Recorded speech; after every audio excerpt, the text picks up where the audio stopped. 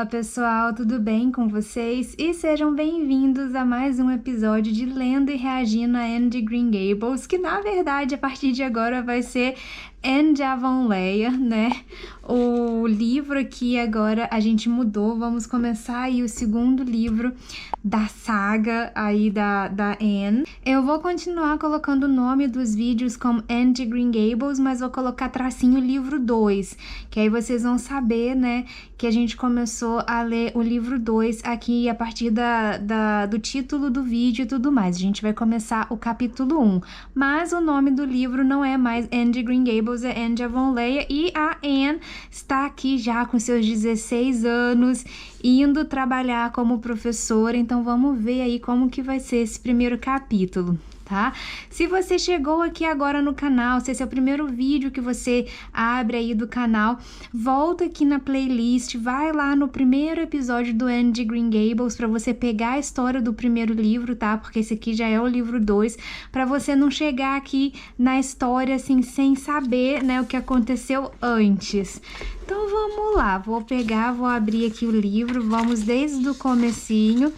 Tem aqui uma dedicatória da autora, para minha ex-professora Hattie Gordon Smith, com grata lembrança de sua simpatia e de seu encorajamento. E aí tem um poema aqui do Whittier, e aí eu vou ler aqui a nota, porque é a tradução, Em tradução livre, flores desabrocham por onde ela trilha, os caminhos do dever com sutileza. Nossas linhas duras e rijas da vida com ela são curvas fluidas da beleza. Bem bonito, né? Então vamos começar aqui o capítulo 1 juntos, né? Se você ainda não tem esse livro, tem o link aqui para compra na descrição, tá? Ou se você quiser, você pode só ouvir, porque eu vou ir lendo, né, aqui a história e vou reagindo também conforme, né, as coisas vão acontecendo. Então o título do primeiro capítulo é Um Vizinho Enfurecido. Ai, meu Deus, o que a Anne vai aprontar com esse vizinho, hein? Então vamos lá, Uma moça alta, esbelta, passada dos 16 anos, com olhos cinzentos, sérios e cabelos que suas amigas diziam ser castanho acobreados, estava sentada na extensa soleira de arenito vermelho de uma casa de fazenda na ilha do Príncipe Edward, em uma perfeita tarde de agosto, firmemente determinada a interpretar algumas linhas de Virgílio. De toda forma, uma tarde de agosto, com brumas azuladas que envolviam as encostas cultivadas, brisas suaves sussurrando como diabretes por entre os álamos e o esplendor dançante das papoulas vermelhas, reluzindo contra o bosque escuro de jovens pinheiros em um canto do pomar de cerejeiras. Mas era mais apropriada para sonhos do que para línguas mortas.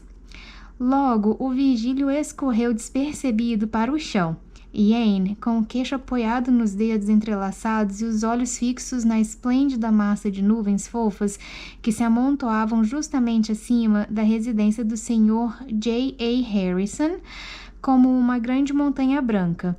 Estava muito longe, em um mundo delicioso onde certa professora fazia um magnífico trabalho, modelando o destino de futuros estadistas e inspirando mentes e corações jovens com grandes e sublimes ambições. A verdade é que, levando em conta a dura realidade, deve-se confessar que Anne raramente o fazia se não fosse obrigada. Parecia improvável que houvesse material muito promissor para celebridades na escola de Avonlea. Mas nunca é possível prever o que acontecerá se uma professora usar a sua influência para o bem. Anne tinha certos ideais romantizados do que uma professora poderia alcançar se apenas tomasse as melhores decisões. E ela estava no meio de uma cena adorável, dali a 40 anos, com uma figura importante de renome. A Anne, gente, ela é a imaginação dela, ela já tá ali pensando que os alunos dela vão todos ser diplomata, celebridade, gente importante. Ai, continuando, o motivo exato de sua fama era convenientemente incerto, mas Anne imaginava que seria muito bom um diretor de escola ou um primeiro-ministro canadense, curvando-se sobre sua mão enrugada em reverência e assegurando-lhe que havia sido ela quem despertara sua ambição e que todo o seu sucesso na vida fora devido às lições que ela lhe havia ensinado na escola de Avonlea, tanto tempo atrás. Então, assim, ela quer ser uma professora reconhecida por um aluno que virou super importante. Meu Deus! Essa agradável visão foi estilhaçada por uma interrupção das mais desagradáveis. Uma modesta vaquinha Jersey veio correndo pela alameda e 5 segundos depois chegou o Sr. Harrison. Se chegar não for um termo muito suave para descrever a maneira como o homem irrompeu no quintal. Ele saltou sobre a cerca sem esperar para abrir o portão e confrontou furiosamente a atônita Anne, que havia se levantado e o encarava com perplexidade. O Sr. Harrison era o novo vizinho à direita e eles ainda não tinham sido apresentados, apesar de ela já o ter visto 1 ou 2 vezes.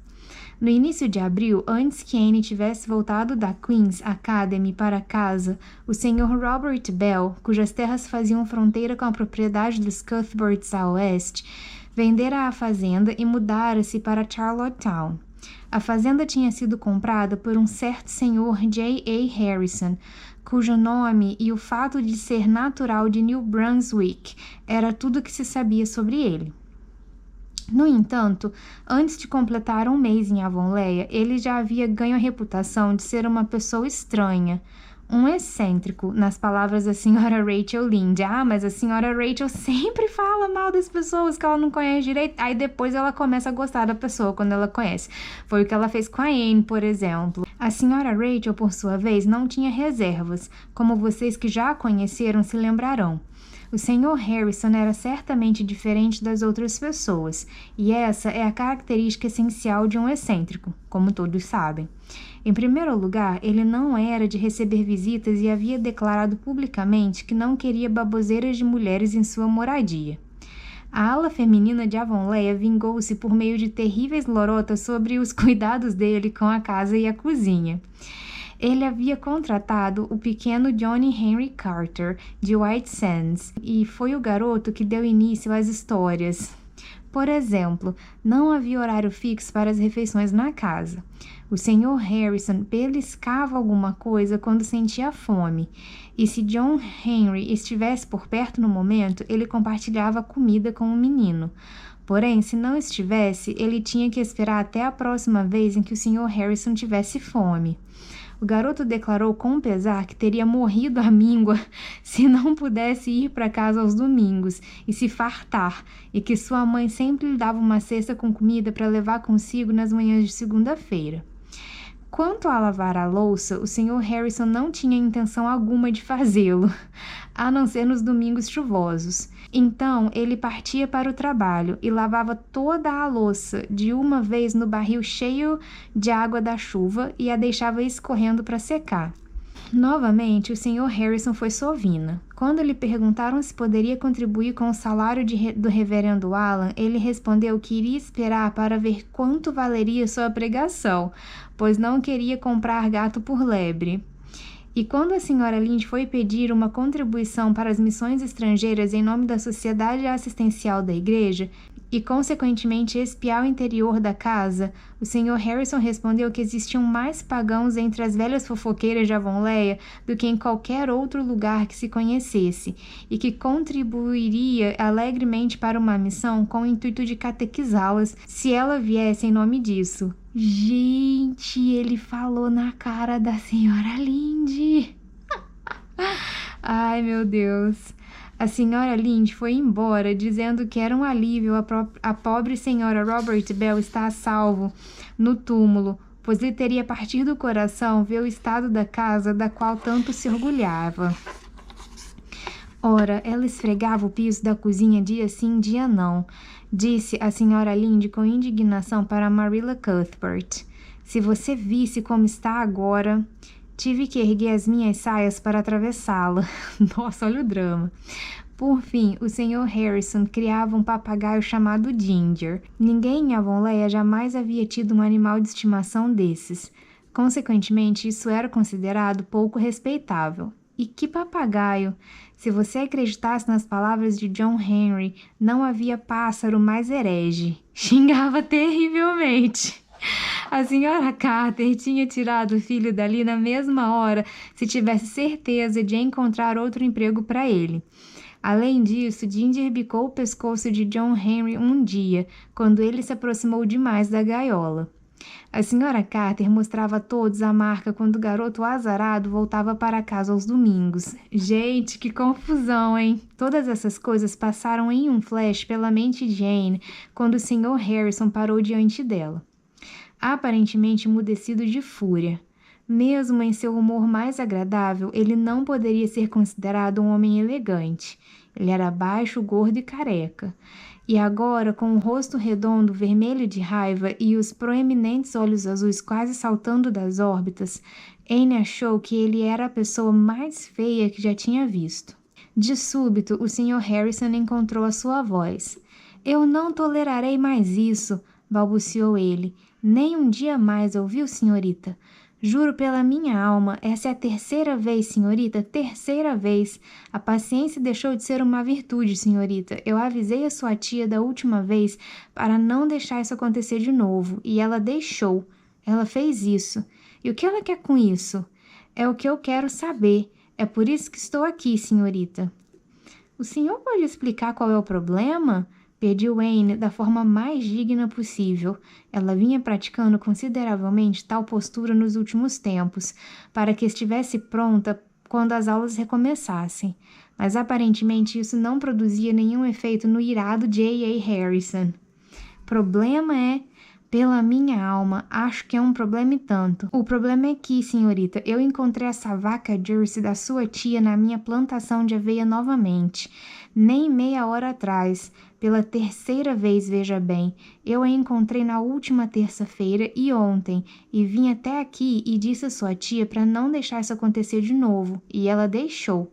Onde está a sua tia, senhorita?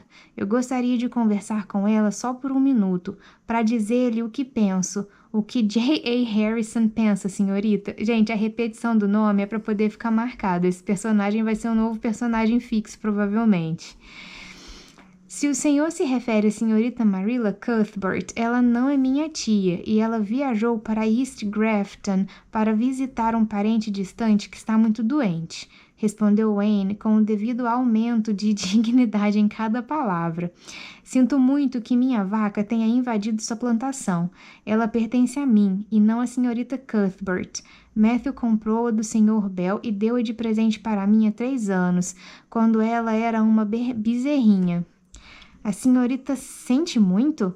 Isso não vai ajudar em nada. É melhor que vá olhar a destruição que esse animal fez nas minhas aveias, pisoteando-as do centro até a extremidade." "Sinto muitíssimo", repetiu Anne com firmeza. "Mas se o senhor mantivesse suas cercas bem reparadas, talvez Dolly não as invadisse. É a sua parte da cerca que separa seu campo de aveia do nosso pasto, e outro dia eu percebi que ela não estava em condições muito boas." "Minha cerca está muito boa", retrucou o Sr. Harrison, com mais raiva do que nunca, na empreitada de levar a guerra até o território inimigo. "As grades de um presídio não poderiam manter aquele demônio de vaca fora da minha propriedade.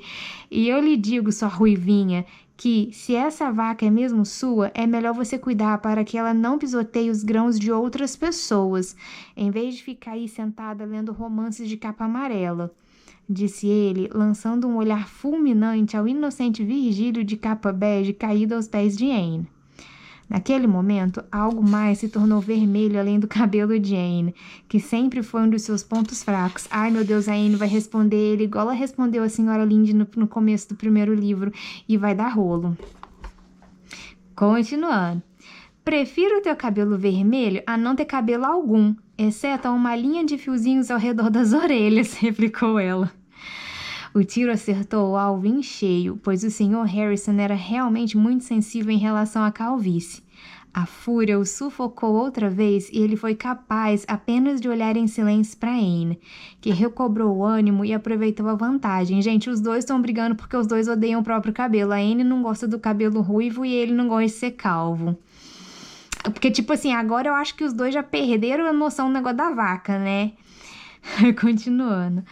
"Eu terei consideração pelo senhor, pois tenho imaginação. Posso facilmente imaginar o quão irritante deve ser encontrar uma vaca em seu campo de aveias, e eu não guardarei nenhum rancor pelas coisas que disse. Prometo que Dolly nunca mais voltará a invadir as suas terras. Dou minha palavra de honra neste assunto. Bem, tome cuidado para que ela não faça mais isso, resmungou o Sr. Harrison em um tom um pouco mais contido, mas ele se afastou bastante irritado, pisando firme.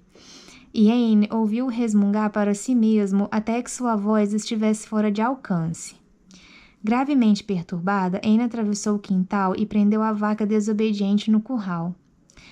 Ela jamais conseguirá sair dali a menos que ponha a cerca abaixo, refletiu. Ela me parece bem calma agora. Atrevo-me a dizer que ela comeu aveia até não poder mais. Eu deveria tê-la vendido ao Sr.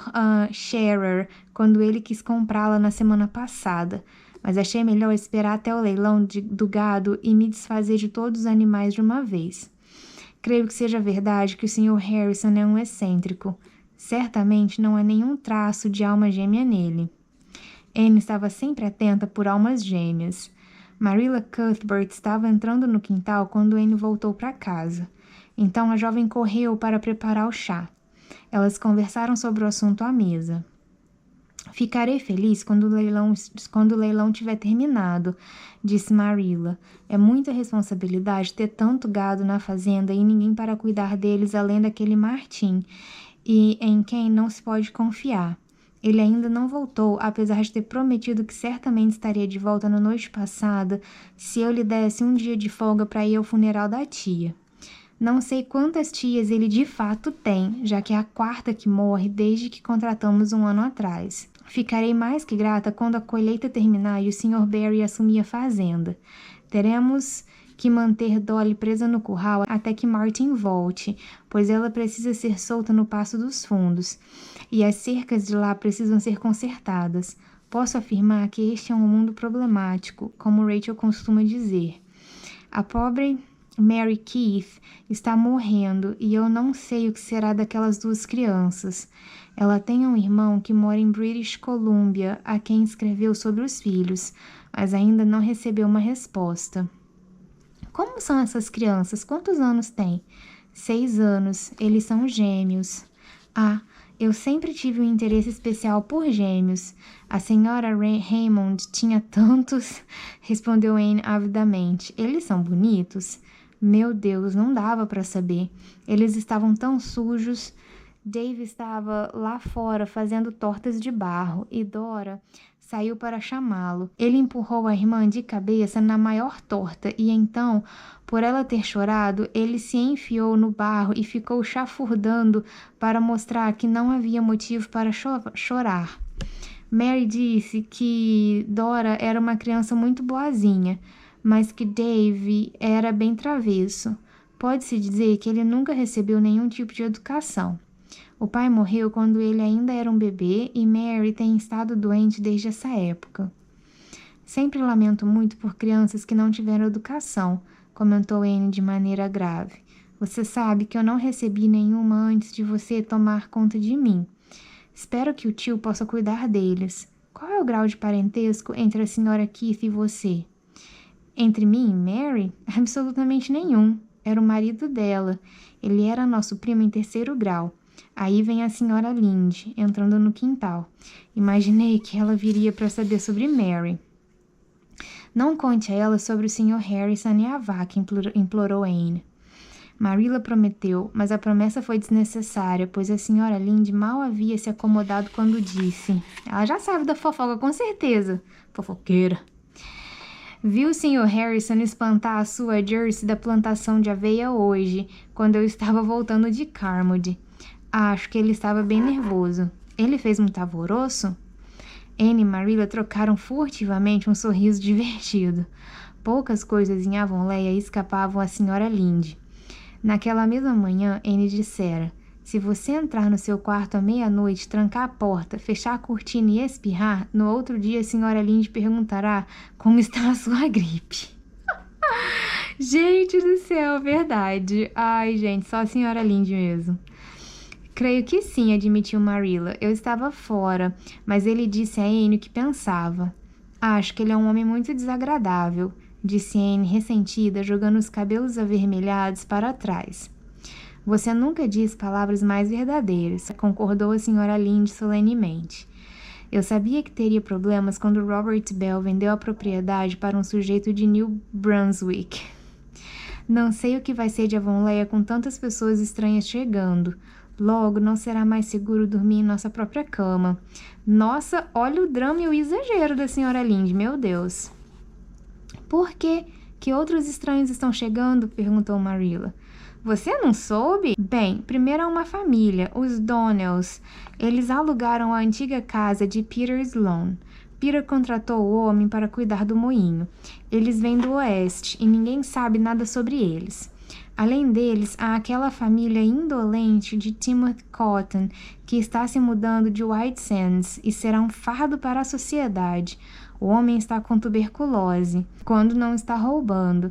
E a esposa é uma criatura preguiçosa que não serve para nada. Ela lava a louça sentada. A senhora George Pye está cuidando de um órfão, sobrinho do marido, Anthony Pye. Ele irá para a escola e terá aulas com você, Anne. Então, já pode esperar confusão. É isso que é. E você ainda terá outro aluno novo. Paul Irving está vindo dos Estados Unidos para viver com a avó. Você se lembra do pai dele, Marilla? Stephen Irving. É aquele que abandonou Lavender Lewis em Grafton. Não acredito que ele a tenha abandonado. Houve uma briga. Suponho que os dois lados tiveram culpa. Bem, de qualquer forma, ele não se casou com ela e dizem que ela vem se comportando da maneira mais estranha possível desde então, vivendo sozinha naquela casinha de pedras que chama de Echo Lodge. Stephen foi morar nos Estados Unidos, abriu um negócio com um tio e casou-se com uma americana. Ele nunca mais voltou para cá, mas sua mãe foi visitá-lo 1 ou 2 vezes. A esposa faleceu há 2 anos e ele vai mandar o menino para morar com a avó por um tempo. Ele tem 10 anos de idade e não sei se será um aluno muito agradável. Daqueles americanos nunca se sabe. A senhora Lynde olhava para todas as pessoas que tiveram a má sorte de nascer ou ser criadas em qualquer lugar à parte da Ilha do Príncipe Edward com um ar decidido de "Pode algo de bom vir de Nazaré?" Aí tem uma nota de rodapé aqui, olha, referência ao Evangelho de João 1, 45 a 56. Podem até ser pessoas boas, é claro, mas você estaria em uma posição segura se duvidasse. A senhora Lynde tinha um preconceito especial contra os americanos. O empregador para quem seu marido havia trabalhado em Boston havia lhe trapaceado em $10, e nem anjos, principados ou potestades poderiam tê-la convencido de que os Estados Unidos inteiros não eram os responsáveis pelo roubo. A escola de Avonlea não vai ficar pior por causa de um pouco de sangue novo, respondeu Marilla com secura. E se a criança for como o pai, ela ficará bem. Stephen Irving foi o garoto mais doce que já cresceu por essas bandas, apesar de algumas pessoas o considerarem orgulhoso. Creio que a senhora Irving deve estar muito contente em cuidar do neto. Ela ficou muito solitária desde que o esposo faleceu. Ah, o garoto pode até ser bonzinho, mas será diferente das crianças de Avonlea, replicou a senhora Lynde, como se isso concluísse o assunto. As opiniões da senhora Lynde sobre qualquer pessoa, lugar ou coisa eram sempre imutáveis. O que foi que eu ouvi sobre vocês começarem uma sociedade de melhorias no vilarejo, hein? Eu estava só comentando com algumas moças e rapazes na última reunião do clube de debate, respondeu Anne, corando. Eles acharam que poderiam ser uma boa ideia, assim como o senhor e a senhora Allan. Muitas cidades já têm uma sociedade dessas agora. Bem, você vai se meter em um mar de problemas sem fim se fizer isso. É melhor deixar pra lá, Anne. É isso que é. As pessoas não gostam de ser melhoradas. Falou a senhora Lynde, né? Como se todo mundo pensasse como ela. Enfim. Não vamos tentar mudar as pessoas. O foco é a Avonlea. Há muitas coisas que podem ser feitas para torná-la mais bonita. Por exemplo, se pudermos convencer o Sr. Levi Butler a derrubar aquela casa velha e horrível na fazenda lá de cima, isso não seria uma melhoria?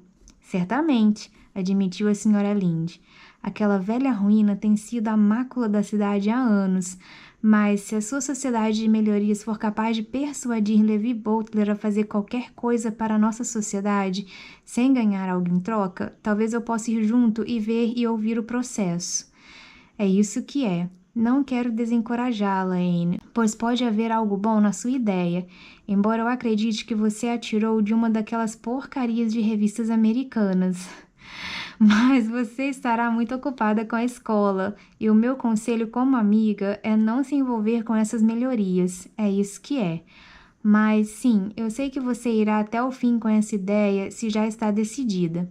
Você sempre foi uma daquelas que fazem as coisas acontecer de alguma maneira. Alguma coisa no firme contorno dos lábios de Anne dizia à senhora Lynde que sua suposição não estava longe da verdade. O coração da jovem estava determinado a criar a sociedade de melhorias. Gilbert Blythe, que iria lecionar em White Sands, mas estaria sempre em casa de sexta-feira à noite até segunda-feira de manhã, estava entusiasmado com a ideia. E muitos dos outros companheiros estavam dispostos a fazer qualquer coisa que significasse reuniões ocasionais e, consequentemente, um pouco de diversão. Quanto às melhorias, ninguém tinha uma ideia muito clara ainda do que seriam, exceto Anne e Gilbert.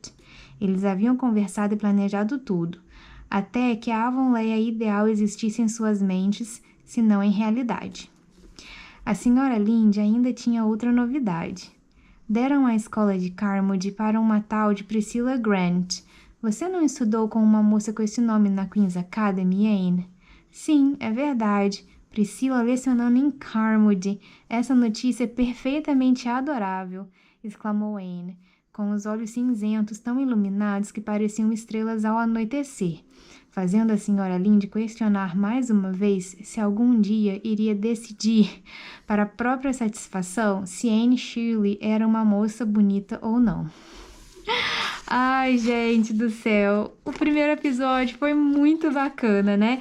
Anne com um conflito ali com o vizinho, a senhora Lynde fofocando, Marilla tendo que resolver problemas da fazenda. Ah, gostei muito, gente. Ai, que livro gostoso de ser lido, gente. De verdade, eu tô adorando essa leitura junto com vocês. Espero que vocês estejam gostando também. Então, se você gostou desse vídeo, clique em gostei, que isso me ajuda bastante. Se inscreve no canal. Se você já é inscrito e se você gosta dos vídeos que eu produzo aqui, por favor, recomenda os vídeos que você gosta para outras pessoas. Manda o link dos vídeos para outras pessoas. Isso me ajuda bastante, ajuda o canal a crescer. E a gente vai continuar aí falando de livros, lendo livros juntos, fazendo um pouquinho aí de podcast de vez em quando. Então é isso aí, pessoal. Muito obrigada por chegar até aqui e a gente se fala no próximo vídeo. Tchau!